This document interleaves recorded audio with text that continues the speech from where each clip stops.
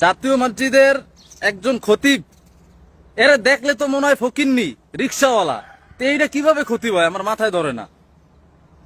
আবার ভুল করে অহরহ, একই 2-3 লাইন মুখস্থ করে আসে, একই খুতবা প্রতি জুমায় বলে, যে বক্তব্যটা বাংলায় দেয় ওইটা আর আরবিতে বলতে পারে না, সে আবার জাতীয় মসজিদের খতিব হয়ে গেছে। এই আব্দুল মালেক মৌলভী, তার কিভাবে সাহস হইল ঈদ মিলাদুন্নবী সাল্লাল্লাহু আলাইহি সাল্লামের বিরুদ্ধে বক্তব্য দেওয়ার? পবিত্র ঈদে মিলাদুন্নবী সাল্লাল্লাহু আলাইহি সাল্লামকে বেদাত প্রমাণ করবে এমন কোন মৌলভী এই পৃথিবীতে জন্ম হয় নাই। কোথাকার গণ 1500 বছর পরে আইসা বুট্টা মৌলভী, কোন ক্ষেতের মূলা, সে আইসা পবিত্র ঈদে মিলাদুন্নবী সাল্লাল্লাহু আলাইহি সাল্লামের বিরুদ্ধে কথা বলে।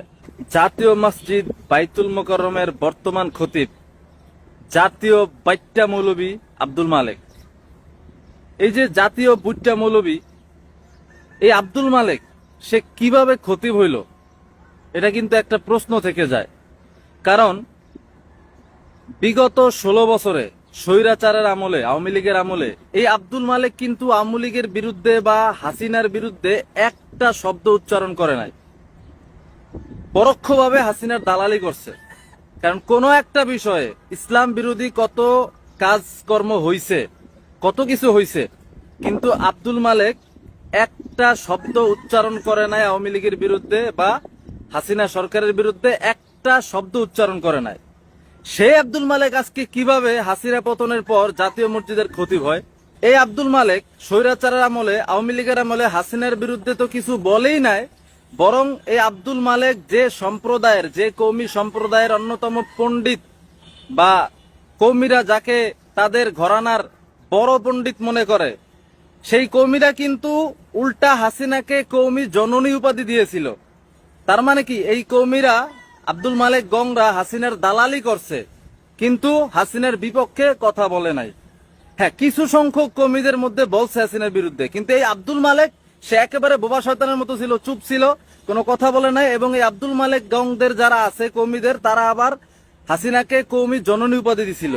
আর এখন এই আব্দুল মালেকে হাসিনা পতনের পরে জাতীয় মসজিদের খতিব হয়ে গেছে। যাক, ভালো কথা। হাসিনার তখন পরোক্ষভাবে হাসিনার দালালি করছে, তারপরে খতিব হইছে এনজিওদের মাধ্যমে। এরপর বর্তমান যে ধর্ম উপদেষ্টা আছে, এটা তো এনজিওর দালাল। আর এই ধর্ম উপদেষ্টার কাছে গিয়া একটু ঘষা মাজা কইরা আব্দুল মালেকে খতিব হইছে। যাক, হোক, সমস্যা নেই। কথা হচ্ছে আব্দুল মালেক ওর কিভাবে সাহস হইল যে সে মিলাদুন্নবী সাল্লাল্লাহু আলাইহি সাল্লাম, পবিত্র ঈদে মিলাদুন্নবী সাল্লাল্লাহু আলাইহি সাল্লামের বিরুদ্ধে কথা বলে?